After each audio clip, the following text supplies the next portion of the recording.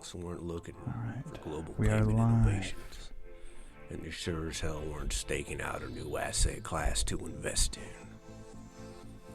Cypherpunks were interested Yo, in I can't lie, I'm feeling nice. Jesus Why? Christ, you come Because to I just spice popped a tips bag already. of spice. 69, 69, 69, God. 69, 69, 69, 69, 69. There's our new tipping. 69, 69. Jesus Christ. Welcome, everybody. Welcome to the show. I have a very special guest with me today, Sal Mayweather. What's up? Thanks for joining me. What's up, man? Thanks for having me. Yeah, man. I see you've been a fan for the last couple weeks or so. I really appreciate it. We're building the show up to be something that can just be really cool for people that just want peer-to-peer cash to succeed. And so, yeah, the title of this show is Crypto Anarchy because I saw it in your bio and I thought, hey, that's catchy and clickbaity. So that's what we're all about. So, yeah.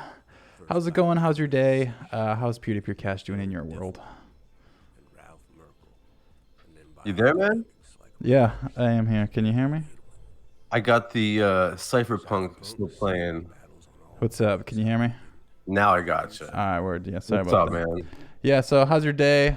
How's it going? What's the latest in peer-to-peer cash world for you? That beer looks, or whatever drink looks good. I could use a beer, but how's it going? Good, man. I'm doing good. I'm just making some trades on local Bitcoin, making some money, enjoying the day. That's about it. What about you? Yeah, I've been, that local Bitcoin, speaking of, you got trolled pretty hard when you tweeted about that. Who would have thought, right? Yeah. I'm doing pretty well. I was playing some Overwatch earlier with some folks. We are streaming right now to YouTube and DLive, and if you don't know what DLive is, they advertise themselves as basically a blockchain. Gosh dang it, y'all. This voice to speech to tell you what. 69, 69, 69. So slow. Yo, I can't lie, I'm feeling nice. Man, what's up, Vin? Yeah, what's up, guys? I'm glad that cut off. Good job, Vin. But yeah, DLive is basically a blockchain. They advertise as a blockchain streaming platform, and essentially what that means is that they have their own cryptocurrency in-house. And so I'm gonna need to turn that down a little bit. Spice is a shit coin, but I love it. Spice is a shit coin. It is a shit coin. And so let me turn this down for a second. All right. And so, yeah, DLive. So, yeah, let's just kind of hop into this. We'll go through some news real quick so it's not too awkward anymore. If you didn't see by now, Tip Bitcoin Cash now supports Spice token SLP tipping, and SLP tokens are the token for Bitcoin Cash, and that is really cool. I don't think there is many services that use crypto like Sal this. is the best. Well, besides me. Sal's the best besides me. And so that's really cool. So that's what's coming through right now, as you can see on the screen. So really cool. Shout out to Pox for that. And let me throw some tunes on. It's kind of awkward, I'd say. So here's some tunes for everybody. And so yeah, this is tipbitcoin.cash. If you go to Collin, tipbitcoin.cash/user/Collin Enstead. Actually, you know what? It's .cash/tip/Collin Enstead, and then you just type in your name, a message, and you can either tip me with BCH or Spice token. And the infrastructure is there for other SLP tokens, but not quite implemented yet. We literally just got Spice in like last night, so yeah. And then some other cool things somebody just sent me. It's have you heard of BCH Pizza? Is basically like a bounty site to onboard people onboard pizza shops to accept Bitcoin Cash. And so this is for coffee shops. And so there's a bunch of different cities on here. And I actually live in Atlanta. So if I wanted to, I can just scan this, send some BCH to it. And whenever somebody onboards a coffee shop to BCH, they can get rewarded for that. So super cool. We're all about adoption here. And couple other news things. I don't know if you saw this. Roger actually just made a video about it today, but it was this guy complaining. He says, "Screw you, BitPay. I just ordered stuff from some fruit company, and you fools rejected my RBF transaction, and haven't even told me in 2 days, and only did because I asked, where's my stuff?" And so, he's complaining because BTC has replaced by fee, and BitPay says we're not going to deal with that. So, yeah, Roger actually made like a whole video about it, but this is actually a Bitcoin Core developer too, so take it as you will. So, anything to complain about BitPay, I suppose. And then one other thing, actually in 2015, Andreas Antonopoulos said, let's discuss Bitcoin.org censorship on r/Bitcoin. Oh, wait, ... And so he used to be a good guy, I guess. Been quiet about that, hasn't he? He's been very quiet about it. I think it's one of those things where, like he has this fan base, and they're all BTC guys, of course, and he can't Hey, like. it is Mom. Could you please stop taking my underwear? Yeah, it's censorship resistant trolling, I guess, right now. But yeah, I mean, like when your whole fan base is kind of Bitcoin Core and that's like the mainstream thing, you kind of have to just go with it. So do I blame him? I think he was the first to ever block me. He blocked you? Oh yeah, I think he was the first, Andreas. I think he blocked me. I think he blocked me before I was like vocal about the whole scaling debate. I don't know what his problem is, to tell you the truth. Yeah, I don't know. Somebody said, hey, all the core maxis told me Sal sold his account to Ver. This doesn't look like Roger at all. I wish I did. I should. I know, right? Well, you're not the black guy. You're not Mac Dre, so. Yeah, right. I wish I was him too. Oh, we're supposed to do high fives, otherwise somebody's gonna 69 DDoS the show. So, if you could, give me a high five over here. Oh, to the side, to the side, other way. Yeah, oh, it's a big guy. It's a backwards high five. Yeah, there you go. There you go. My God, don't 69 DDoS my show. But yeah, speaking of Sal selling his soul, he posted about local.bitcoin.com where you can buy and sell Bitcoin Cash with anyone anonymously. And of course, I don't know, like, do these guys just like not follow you? They didn't know you were like already a Bitcoin Cash person? I don't know what their deal is. I think they follow me for like the libertarian shit, and then they see when I start to take sides on economics that they disagree with, everybody goes nuts. But I get that all day long from all kinds of people. You know, whenever I make an economic argument somebody doesn't like, I get a whole faction of libertarians who attack me. So this was all for like a referral fee too, which I thought it was funny. Everyone's like, oh, you sold out. And I'm like, for what? For like 20% of the 2% fee that they get? Like, you know.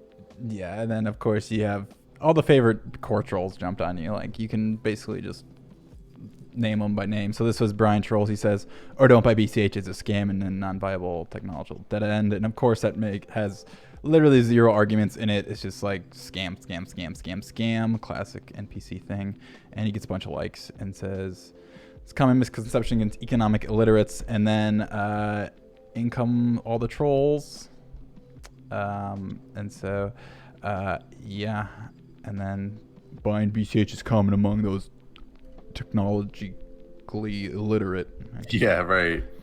But it worked out well because I got so many clicks on that referral link because of the controversy that I think I got like 450 clicks. I got like 40 like referrals for that one post. So yeah, thanks guys. Thanks Maxi Pads. Somebody did ask for your SLP address, and then I'll send it to you. Yeah, I'll post it on Twitter actually. Yeah, go ahead, throw it in. Yeah, Twitter works. Let me know if you post it. We can post in the D Live chat or something.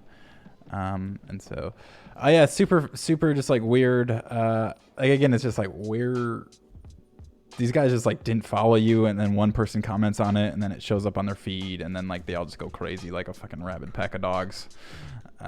Well, I mean, like at first, honestly, to be fair, at first I was agnostic. I really used to be agnostic, and then as like at first I really didn't know what the answer was, and then when it was really only through the benefit of hindsight that I was able to like put all the pieces to the puzzle together. So it's really only been like the last year or so that I've really started to understand everything well enough to kind of take a side, you know. Yeah. We can kind of back up a little bit. So, when did you first get into Bitcoin? The classic question. What was your kind of journey throughout the crypto space? I want to say like maybe like 2013-ish, 2012, 2013. I got in. I went to Pork Fest back then. I don't even remember what year it was, and I was completely sold. I mean, people were buying and selling everything in New Hampshire with Bitcoin. So I came back here, and I was started buying a whole shit ton of Bitcoin. I got myself a 3D printer. I was all cypherpunked out. And when the scaling debate hit, I really didn't know what the answer was. And I was so like, first of all, I still can't make technological arguments as well as like you can, for example, but I really didn't know what the answer was. And I kind of like was so disgusted by like all the fighting and the drama that I kind of just took a step back. And, I also got burnt in the Dow back in, what was it, 2015, 2016. So like all these things were like a really bad taste in my mouth. So I kind of like just like pulled back from the space for like 6 months, for I don't even know how long. And it was only like recently, like I said, the last like year or so that I kind of jumped back into everything. And I can see how everything works, BTC just doesn't work. So it was kind of easy, like I said, putting the pieces of the puzzle together. And then, and you think about the economics behind of it, and case closed, Yeah. I mean, yeah, we can kind of go into the whole economics behind it all, but what is agorism? I googled it. I don't think I fully understand. It's Sal the Agorist is your Twitter name, but if you wanted to kind of explain that out a little bit. Well, so we believe in using counter economics for like peaceful revolution. So like we don't believe in shooting politicians because we think that that's logically inconsistent. We think that the best way to do it is to use like free market principles, like the same way that Gandhi used satyagraha. And, I don't know if you know the whole story about with him and what he did with salt and everything. And he brought the British Empire to their knees. We're going to do the same thing to the Federal Reserve with Bitcoin. And we're going to do the same thing to FINRA with tokenization. And I know Vin is probably watching and he disagrees with me, but that's all right. I hope I'm right. Yeah, Vin went off on this on saying Bitcoin is not money, and I'm just like, oh boy, here we go. I know. I'm gonna stay out of this one. Well, it's not. BTC is, first of all, Bitcoin is Bitcoin Cash. BTC right. Bitcoin isn't money. It's not. Right. I used to think it was a digital investment, but I don't even think that that's the case anymore. I think at this point it's just pure speculation. Yeah, because like if your only use case is speculation, what is the use case, really? Yeah, right, exactly. We did have somebody in the comments saying, "Don't tread on me, desktop. It shakes." So, What's that? Yeah, it's right. funny. But yeah, so agorism. Sure, I'll call myself an agorism then. Here we go. Here, I got a nice one. I just copped a bag of spice. Sal, a cool guy, the first can tell. Most in this space are just know-it-alls. So there you go. Thanks for the spice. We keep it spicy around here. I was gonna just kind of go through some memes here because everybody loves some memes. Let's do it. This is a classic one I stole from a coin spice earlier today. Drug sniffing cats. There's a lot of spice in here. Should we tell the humans? And then fuck the state. They don't need to know about our spice. They can't take our spice. We've been saying Bitcoin is not money in the comments, so we'll leave it at that. One other one. You're always posting these like libertarian. Oh Jesus Christ! We're gonna have to put in a spice. Thanks, Mom. I could do with these big fingers and big lips. Might have to put a spice minimum in here soon. I did find one earlier. Bear with me, everybody. I know scrolling on a screen is not fun to look at. It was something about Minarchy. I know what you're talking about. I think that's further down. Yeah. Bear with me. I just thought I had open. Oh, here you go. Agorist, U.S. government. No, that wasn't mine, but I know which one you're talking about. Okay, so do you make all these memes? Like, how many of these do you make, and how many like do you kind of keep from other people? Yeah, this is a retweet. I probably only make maybe 10 to 15% of them now. I used to make more, but I've kind of like slowed down. Now I usually like jack them from people on Facebook and Instagram and stuff like that. Yeah, I mean, memes are hard. Memes are hard. I was listening to one of your podcasts the other day. I forget who it was with, but you were talking about basically your meme books. Or no, somebody else had a meme book, I should say. And you were just basically just talking about, Jesus Christ, y'all. We got a bunch of spice fights going on.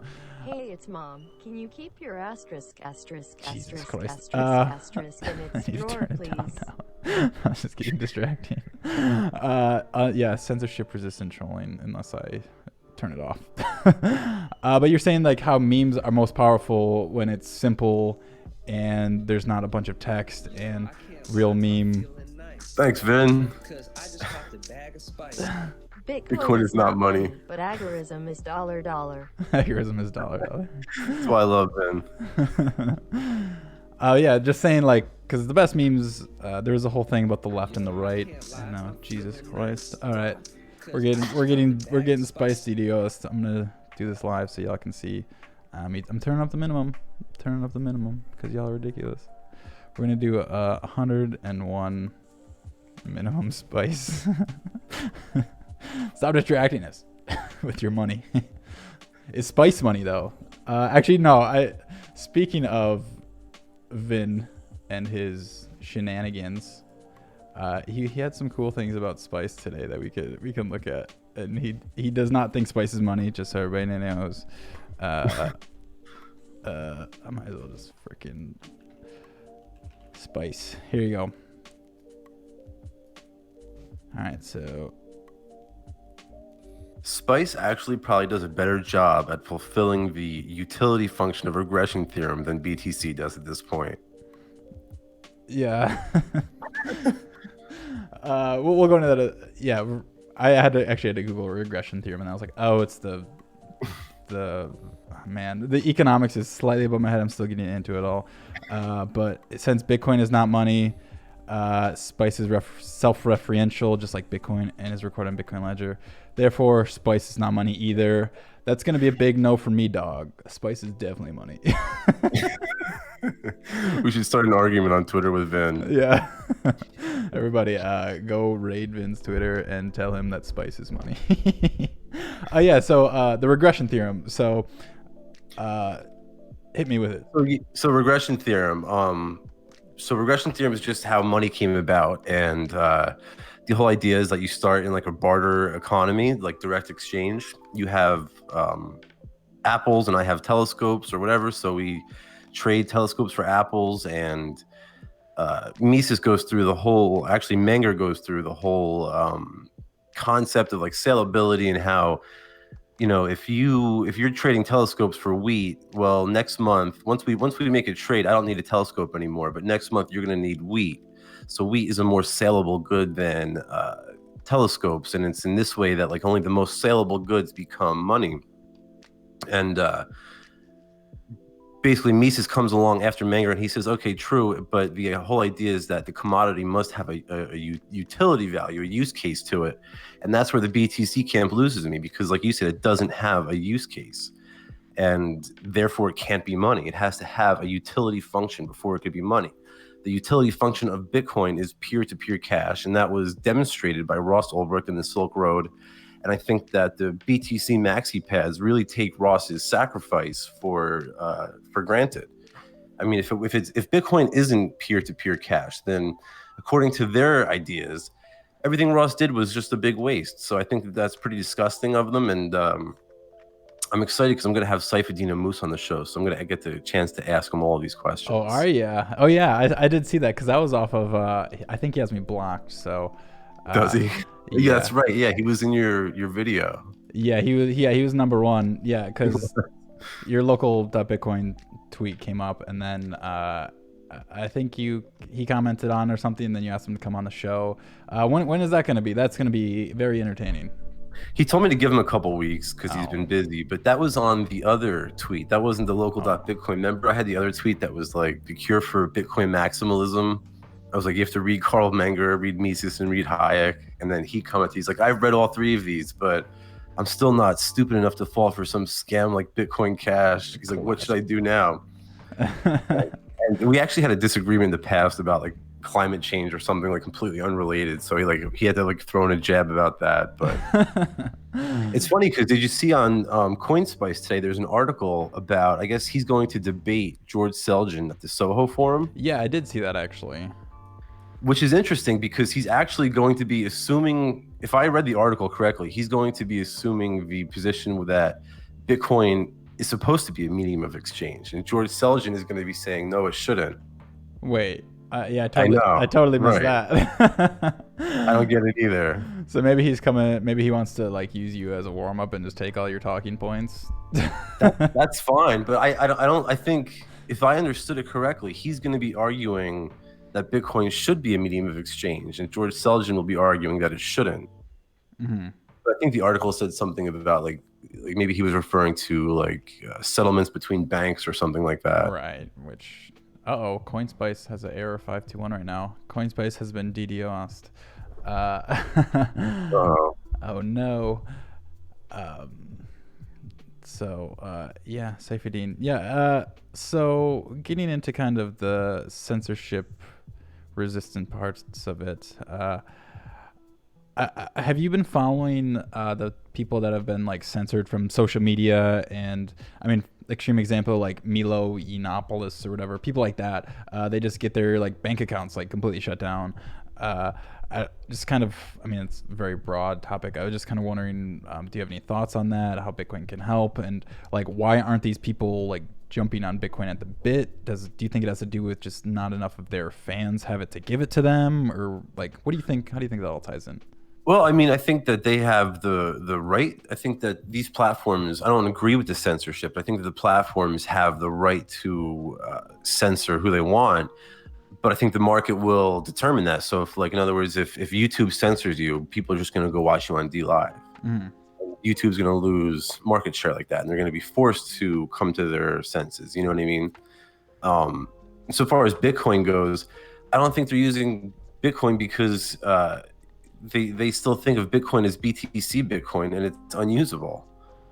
You know, I think that I was just talking about this with a friend of mine. When someone hears Bitcoin, they still think, because of the whole branding and how they were able to maintain the ticker, they don't think that it's this usable currency. They just think it's this like shit coin that they're like, just supposed to like sit in their Coinbase account all day. Mm-hmm. So they don't think I think that's kind of really what's keeping them out of it. Mm-hmm. Yeah, and if some people are watching and they're not deep into the crypto space, I know we've been like talking all this shit on BTC, and kind of what we've been referencing is that the transaction fees are sometimes like a couple dollars, and essentially what that means is you cannot send any amount of BTC that is under the transaction fee, and therefore if you can't like send $2 worth, is it really even a currency? And so that's kind of what we're saying. It has no use case, because if it's not a peer-to-peer cash system, then what is it? And so that's kind of a real quick summary of it. But I think the what the opposition says is that, oh no, it does have a use case. It's the whole utility is that it's supposed to be like a savings account. It's like supposed to be like a store of value, which is kind of ridiculous if you think about it, because I don't know if you've read this book. This is The Bitcoin Standard by Saifuddin. It's not a bad book, but like I think the whole thesis of the book is that Bitcoin is store of value. I am an appreciation token that simply must flow. It must flow. # spice life Mooderfookers. Mooderfookers. But so no, yeah, his whole idea is that like the utility is a store of value and stuff like that. But I think that scarcity is basically what he's referring to is like, he says that the hardness of money is based on the stock to flow ratio, which is really essentially just like a measurement of the relative abundance or scarcity of a commodity. So I think that scarcity is just one aspect of a hard money, not the defining aspect, right? It also has to be divisible. It has to be durable. And, we don't use cattle because you can't cut a cow in half. It's not divisible. We don't use grain because it's not durable. It rots. And we don't use Bitcoin BTC because it's not portable. You can't move it from one place to another very easily. So it's like the same thing. I think that he's right. Money is going to move from less sound to more sound. I think it's going to move from BTC to coins like BCH. You know, that's my economic argument in a nutshell. Yeah. Yeah. So kind of transitioning. What do you think about Libra Coin? God bless them. I hope it works. Whatever. If people want to use it, God bless. You know, the more competition, the better. You won't catch me with Libra Coin. What I want to know is what's interesting is what happens if you say something. What happens if you post like a meme that Zuckerberg doesn't like? Are they going to like close down your wallet? Are they going to close down your bank account for like a day? Are you not going to be able to buy food for a week? Like, how is that going to work? You know? Right. Have you seen Mr. Robot where they have like the e-coin? No, what is that? So basically, they like talk about Bitcoin and Mr. Robot. There were some memes made about it, and it was basically like this giant corporation, and they just like created their own money to compete with Bitcoin, and then it was like accepted everywhere. And so it was like a dystopian future. Thanks for the follow, like Weed TV 420. But yeah, it's basically just a corporate controlled currency. But this happened like the show came out like 3 years ago, and then boom, Facebook has their own FB coin. So. I always wonder like if these sci-fi, I love sci-fi, but are these sci-fi movies and TV shows, are they doing more harm than good because they just give ideas to people? I know, you're right. And I'll tell you what, I like sci-fi too. I think it comes down to what sci-fi authors and directors and writers, you know, if you're like reading like L. Neil Smith or J. Neil Schulman, you're all right. But like, there's a lot of like socialist sci-fi people out there, which I find disturbing. Right. Yeah, it's funny because I mean I obviously do like film and stuff, and so I was like creating this. I was writing the script a while ago, and it was probably when I leaned a little more left. Don't judge me. I was in college. I didn't know what I was doing, and then I was like trying to like think of this whole like political system, be like, oh, how do we make socialism be like the answer? And then I like looked back at it like a couple months ago, and I'm just like. Like, what the fuck? Like, what the fuck? Don't feel bad. I voted for George Bush. Don't feel bad. Yeah, I voted for Bernie Sanders, so that's how fresh I am. So we're even, man. We're even. We're clear. Nah, I just refused to vote. So yeah, no, same here. I refuse to participate. So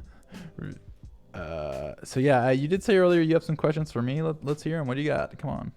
So hit me with. So what are the best? So like I can make the economic argument, but I can't make the technical arguments. And I see you like jumping right in. So what are both sides, and what's the technical argument for BCH?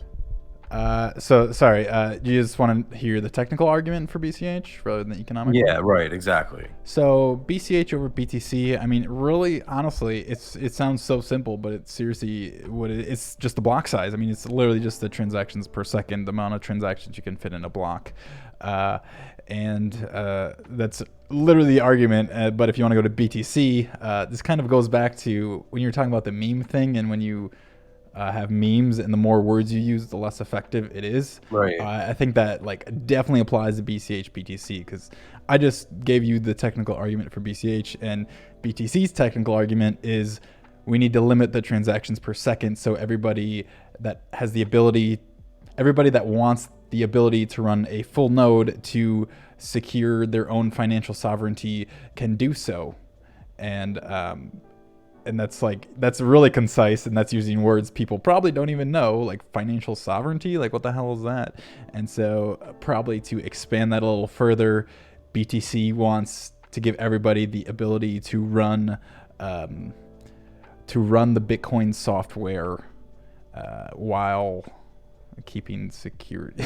it's like it doesn't make much sense, but basically BTC just wants to run a full node, and that apparently means keeping the block size at 1 megabyte, which is about 5 transactions per second. And so that'll scale. Yeah, that'll scale, because and then so the way they want to scale now is via second layers, of course, and so it's the Lightning Network. And so very few people talk about to onboard. I think it was in like 5 to 10 years or something like that. To onboard everybody to the Lightning Network, you need to have 133 megabyte blocks like today. And so nobody talks about that. It is in the Lightning Network white paper. Yo, I can't lie, I'm feeling nice. Thanks for the 101 spice. I just copped a bag of spice. And then that's just one channel though per person though, and that if you just have one channel per person, what happens is you connect to a hub that's connected to everybody else, so you don't have to open more channels. And then once you have giant hubs, you basically have what's called a hub and spoke system, and these hubs, if they go down, they can close your channel, and if the on-chain fees are high, then you have to pay these high transaction fees to use the blockchain again, and then you're back to 0 channels again. And so if you are using the Lightning Network effectively, you should have more than one channel open, just in case your counterparty closes your channel. And simple memes are better, right? More transactions per second. Keep it simple. Keep it simple. Yeah, exactly. So, hey, what's up? Thanks for the 2 followers, people. What's up? I see D-Live's So what getting about pretty what lit about right now. BSV? What would you say are the best arguments against BSV?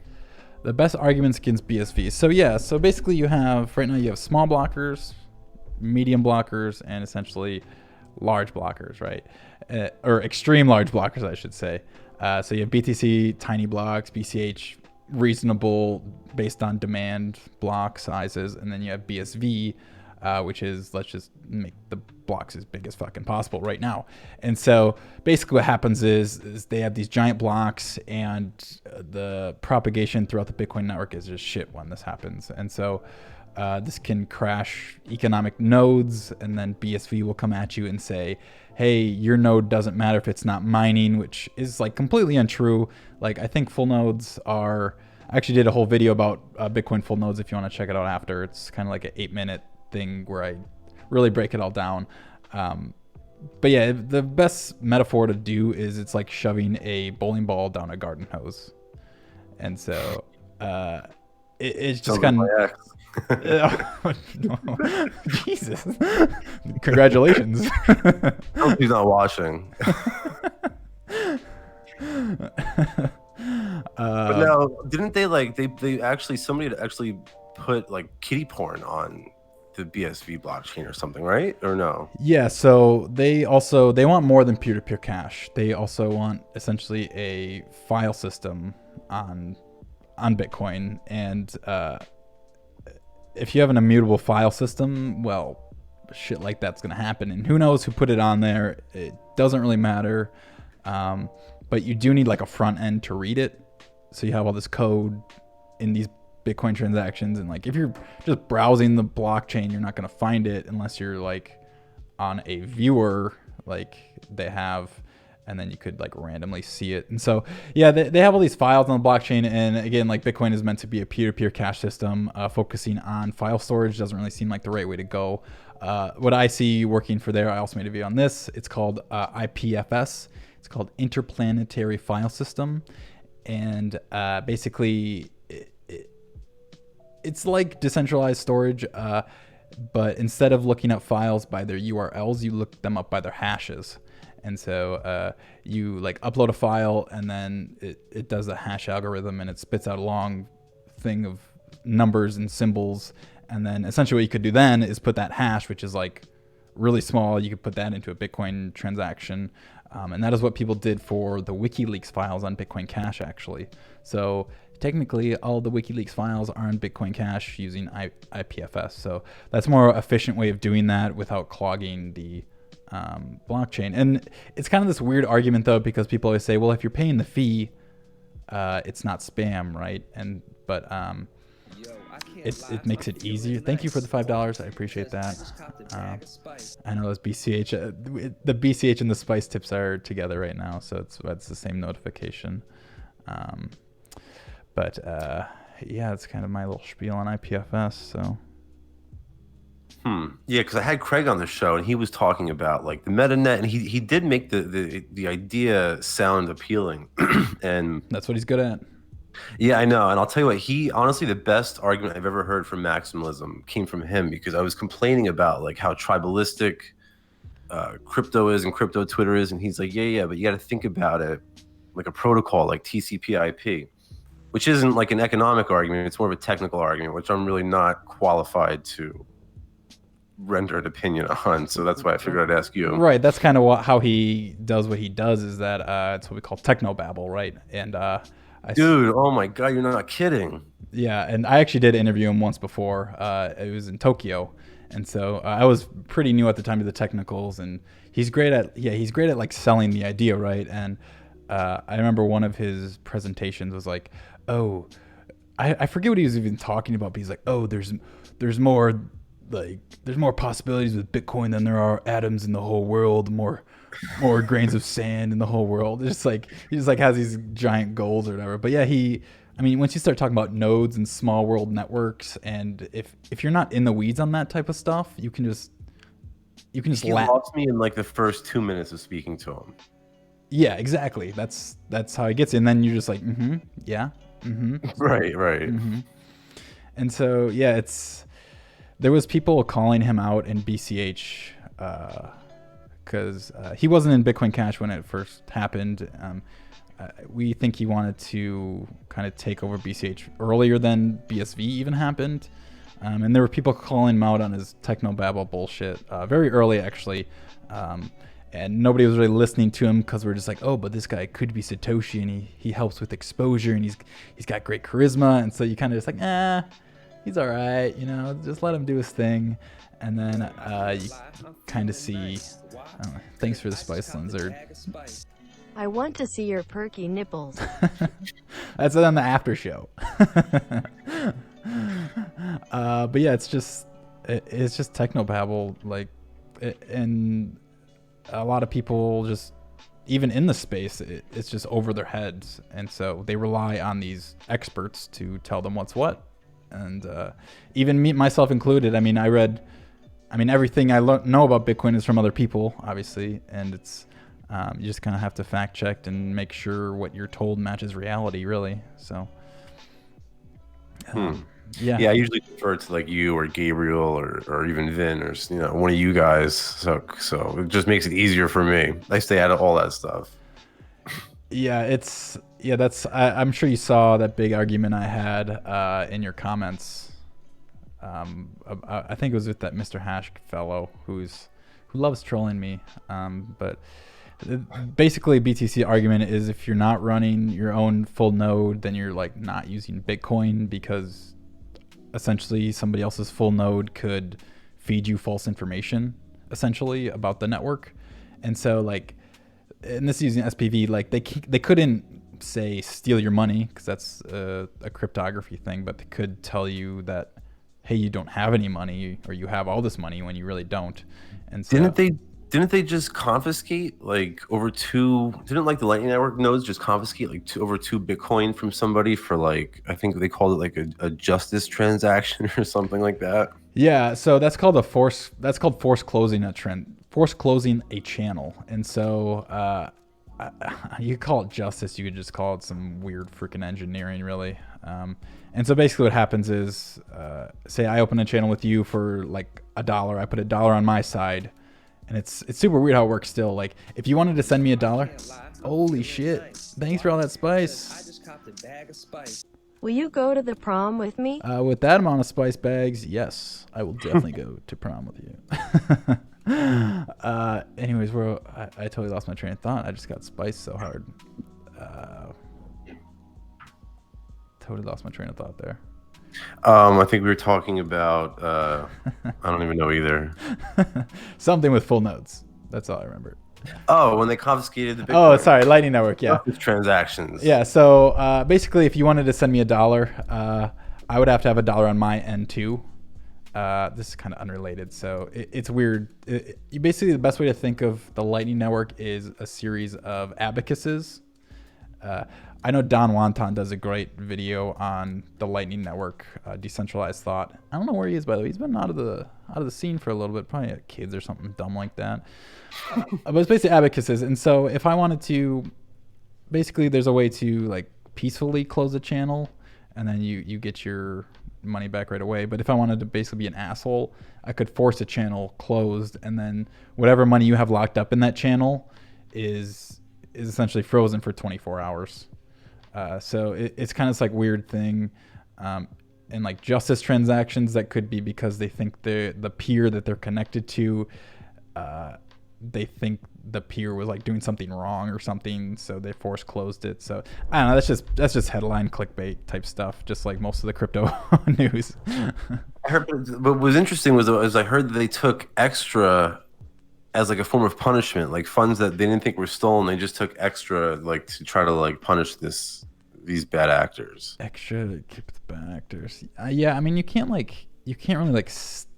What you can do is publish an old state, and so basically, when you have a channel, it's always open, and the ideal situation is that your software like always backs up your. Hey, good one. I just copped a bag of spice. Bit crash B cash la EBIC shit cash. Shit cash. God, these tips just throw me off. Lightning Network, justice transaction. Yeah, I remember that part. Now I forget which specific part I'm on.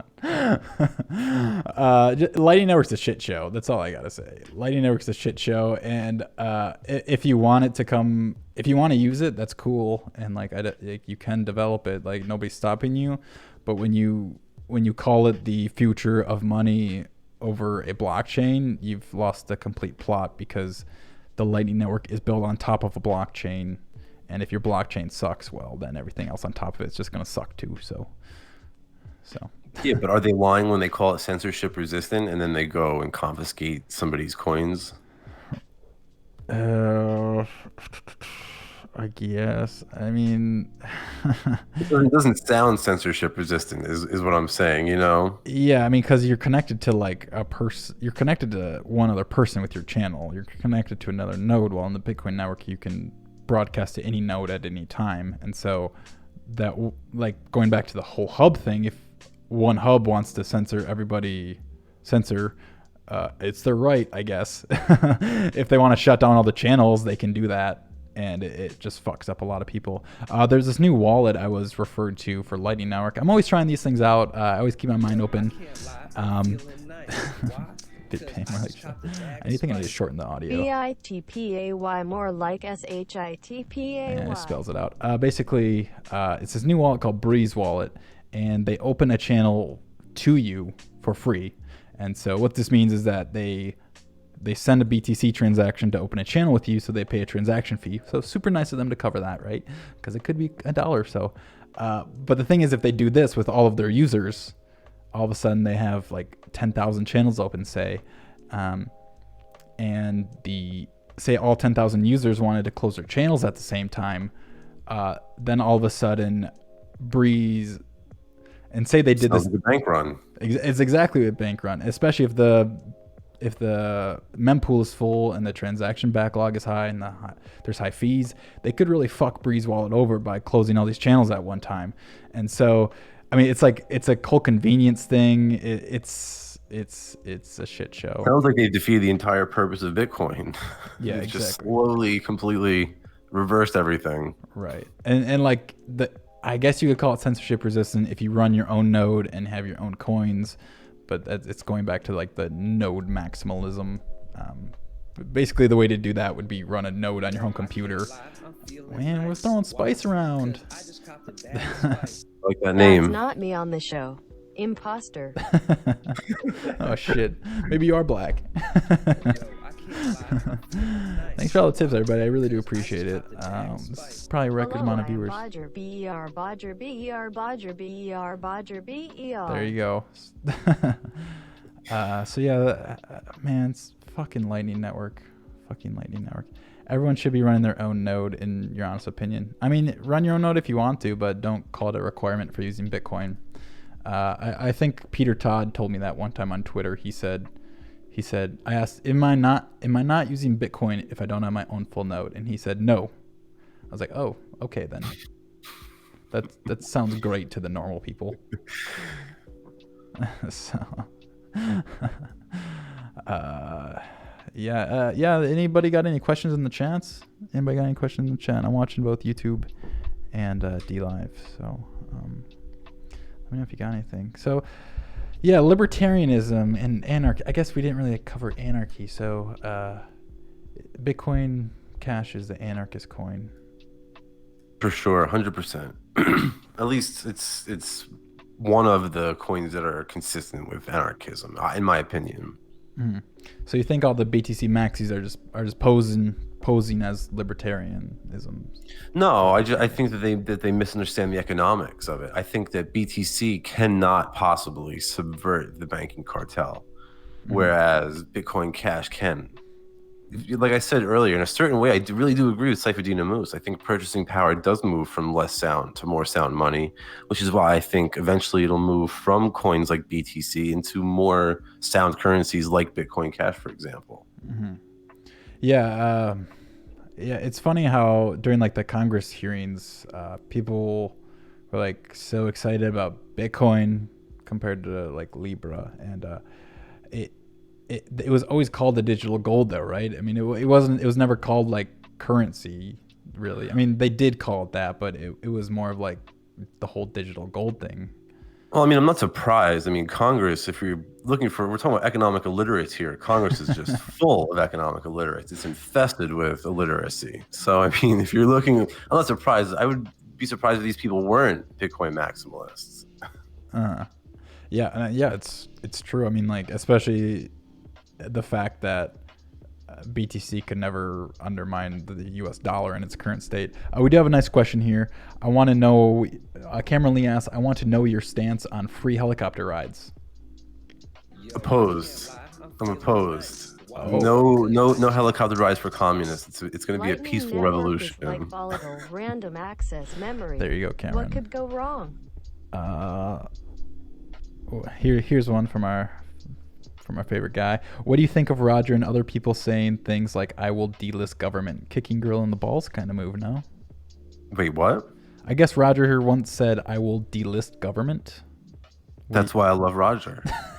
That's why I love Roger. I think Roger is people give him hell, but I think he's one of the most effective agorists out there. Now that Ross has been locked up and Cody Wilson, they basically effectively silenced him. Roger remains as like the top agorist out there. Look at the tools that this guy's created. Like, just localbitcoin.com is enough to put him in like the top 3 like counter economists today. So like that's what it's all about too. It's all about entrepreneurship and MaxiPad. Awesome. No Roger, no war, no Bitcoin Cash at all. No coiners unite, no Roger, no war, Jesus. no Bitcoin Cash at all. Yeah, there's a nice chant for you. Thanks for That's the follow. hilarious. Yeah, and if you didn't know, local.bitcoin is completely non-custodial. It's all done on chain. That's really like the cool thing about Bitcoin Cash, I think, going forward, is that there's all these awesome tools that are completely on chain. Like it's just code, right? And so you have things like Cash Shuffle, which are completely on chain. It's a way of being anonymous using Bitcoin. And then you have localbitcoin.com, which uses check datasig, verifies the opcode, which essentially uses the escrow completely on chain. And you don't see that literally anywhere else in the crypto sphere. And so even if people did want to come after, say, Roger, for like a financial... Sal's one book to read.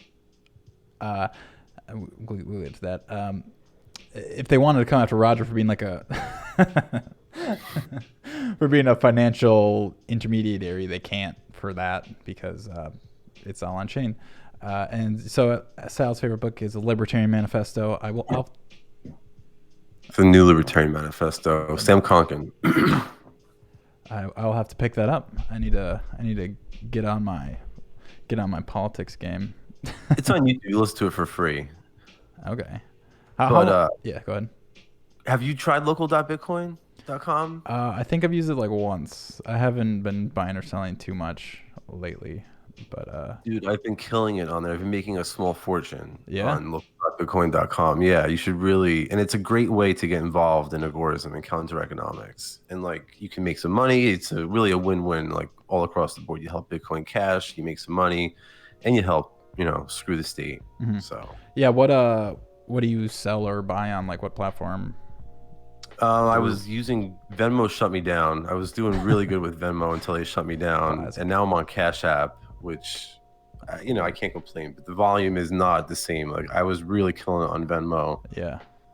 and I guess for whatever reason they stopped me. Yeah. Yeah, I actually tried to Venmo somebody, and I just had Bitcoin in the description, and it wouldn't let me send it. Yeah, they have like 400. They have like $400 of mine right now, so I better get it back. Jesus. Nice. Dark Time says, well, if you want to be anonymous, just use a mixer. That's a centralized service, and they could steal your money, and the government could go after them for being a financial institution, essentially. So with Cash Shuffle, people do run servers, but the servers don't hold any funds. So that's the other really like huge thing in Bitcoin Cash right now, because think about, and like this is something I've been telling my listeners about my podcast, is like you look at like India, right? They're threatening their citizens with 10 years in prison if they get caught with any cryptocurrency. FAFTA just put out like really strict guidelines, and China's clamping down. So like privacy, I really think is going to be one of the most important features in the whole crypto space in the future. So things like Cash Shuffle are going to be enormous. This is another reason why I think Bitcoin Cash is a more saleable good than BTC. And I know they have like CoinJoin and stuff like that, but yeah, well, I think they've been having some problems with that recently. Yeah, if we want to go into that a little bit. Yeah, so they had Wasabi and Samurai are like the two big ones. And actually, I did an episode early on. It was one of my first couple. It was about using Bitcoin anonymously. And I think the Wasabi wallet, you needed a 0.1 BTC minimum to even use. And so that's just like, what, like a couple $100 to use, like to even start. And basically since it's like such high value, so the way CoinJoin works is you mix 0.1, you'll have a leftover, some change. And so basically then they split them into three. The 0.1 would be anonymous and the change would not be anonymous. And then people end up just sending them back together again in their wallet. And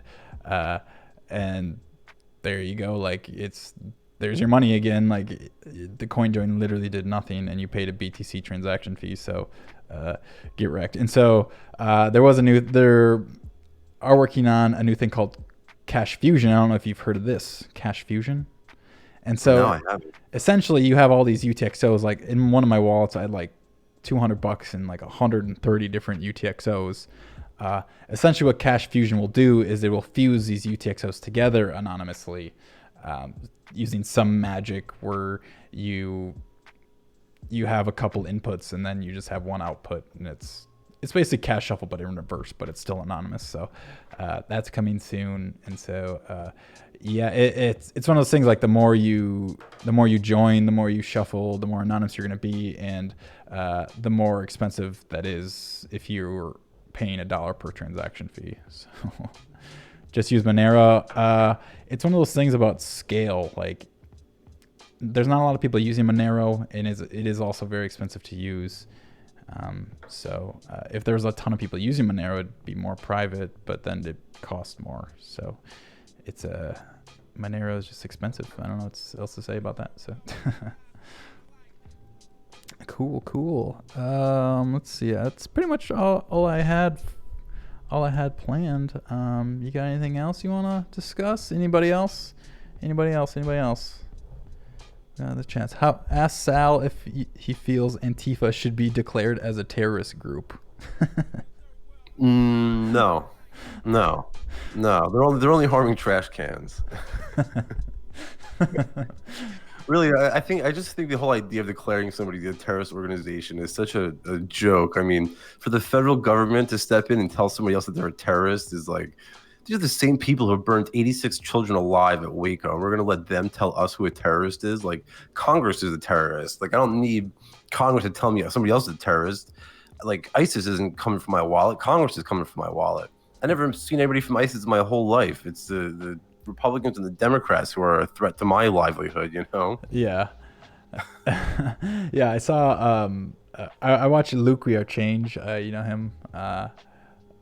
Is it Luke Rudkowski or something? Yeah, Luke Rudkowski. He streams on DLive, and he always, whenever he's playing Apex Legends or something, whenever he gets in a game with a bunch of randoms, he's like, "Hey, what's up, people? We've met randomly throughout the internet verse. I'm just here to tell you, taxation is theft, police are gangs, and politicians are all gangsters. How's it going, everybody? I like that. So, just always be shilling, right? Always be I shilling. tell every stranger I meet, I tell them that, or I tell them about the police, which they don't appreciate, most people. Yeah, it's like, oh, my uncle's a policeman. It's like, oh, well, I'm sure, Right. I'm sure he's a good guy. Yeah, and I'm like, well, especially him then. Cameron says, I hereby declare the show a terrorist organization. Come at me, bro. Come at me. Barbara Streisand effect, right? Be a maxi pad. Here's one. Fee markets equals production quota. Do you think that's true? Say that again. The fee market is a production quota. A fee market So is like a production quota. So like the Bitcoin fee market, you've heard that term before? No, explain. So basically when the blocks are full, you have to outbid somebody to get your transaction into the block, right? And so we can kind of, I'll pull up a mempool here real quick. And so we've kind of coined it a fee market because I like to say like a blind auction because you don't know what's actually like who's actually going to be in the next block. And so I'll switch it over here. So basically, if you want to get into the next block, you have to outbid everybody that's like above here. And so you have a fee market. And so, yes, I would say it's a production quota. I would say it's a production quota that's put onto the market because... How so? How so? Because, I mean, if the product is getting your transaction into a block, you've limited the amount of production that can go. And so you've essentially inflated prices. Right. As long as it's done voluntarily, though, I don't have a problem with it. As long as the participation is not coerced. I think the core devs were coerced. True. Okay, fair enough. So, yes, I would say that is true. I wonder if we're going to have another mempool report by Mike in Space here soon. I don't know if have you seen that? That's a good one. Let's end with that. I'm going to find it real quick. It's pretty good.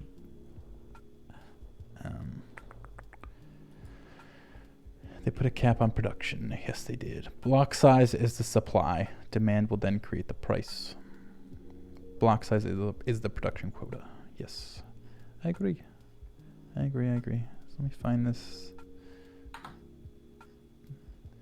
Oh yeah, it was on CoinSpice's new show. I don't know if you've seen that, but I think they're going every Tuesday. Hosted by Peter Ryan. He's got some nice retro wave vibes going on in his show. I don't really know what vibes my show is. I just do whatever. No theme swag. Were you working with CoinSpice at one point? Yeah, I kind of work with them on a project by project basis. Okay. Yeah. I can't lie, I'm feeling nice. Here we go. Why? This is a good one. I just copped a bag of spice. 1, 2, 3, 4. We support the mempool war. 5, 6, 7, 8. Organize and smash Bitmain. Organize and smash Bitmain. Yeah, there you go. Thank you. All right, here we go. Here's his mempool report. I don't know if this is the full one, but we'll see. That fade, slow fade. Good morning, I'm Mike in Space with your daily mempool report. Well, not a lot of surprises today. We're seeing a gradual increase in the transaction backlog as we climb into the mid-200 satoshis per byte. Now, we have been tracking a few potential events that may cause congestion later in the week, such as this pomp tweet. We used 3 rocket ship emojis, which is a very bullish indicator, guaranteed to create a lot of FOMO buys. And of course, Bitfinex just printed another 2 billion tethers that will surely pump the price, create a lot of on-chain activity. So you're going to want to get your sell orders in before the whales wreck you. And of course, Coinbase is still not bashing those f***ing asshole sons of bitches. Back to you, Peter. Good morning, I'm Mike in Space. That's a classic. I wish that was like every day. I've never seen that before. So yeah, that's the CoinSpice's new live show. So they always have some funny stuff. So even if you shuffle your coins, they could trace the coins back to your wallet. No, they cannot. That's literally the point. As long as you keep your UTXOs separate, you cannot see like which source comes from which. So yeah, we got any other questions? We're coming up on about an hour here, so I will be doing an after show, basically me just shit posting and doing whatever the fuck I want on D Live. I did just download Grand Theft Auto. There's this, I think we're going to role play at some point. It's like me, this guy named Anarchy Austin, and some other guys. We're gonna like role play some Anarchy GTA. I mean, I think that's what you're always role playing as, but the non-aggression principle will be intact for sure. On GTA, wow. Gone way too meta. Role play, yeah, role play like we're real people. So, anyways, I think we'll call it there. I'm gonna stop the stream for a little bit, but I will be back up on D Live very, very shortly. So, stick around there. Thank you all for tuning in, and I hope you enjoyed the show. Thanks for the spice, TOG. Thanks, Collin. Make it rain. All right, bye.